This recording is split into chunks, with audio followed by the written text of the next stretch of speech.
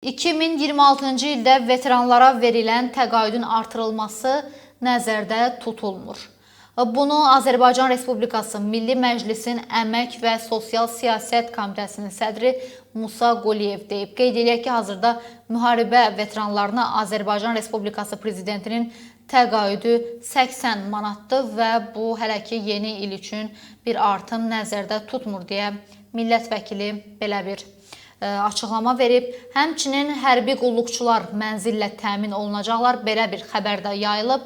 Gələn il hərbi qulluqçuların mənzil şəraitinin yaxşılaşdırılması üçün bir sıra tədbirlər nəzərdə tutulub. Bu barədə Azərbaycan Respublikasının 2026-cı il üzrə büdcə zərfi layihəsində qeyd olunub. Belə ki, 2026-cı ilin dövlət büdcəsində 20 il və daha çox xidmət etmiş, işləyən və ehtiyatda olan hərbi qulluqçuların mənzillə təmini və digər zəruri xərclərin maliyyə təminatı üçün 35 milyon manat ayrılacaq. Bundan başqa kirayəyə götürülmüş yaşayış sahəsinə görə yaşayış yeri olmayan hərbi qulluqçulara ödənilən pul kompensasiyası üçün 15,5 milyon manat məbləğində vəsait nəzərdə tutulub.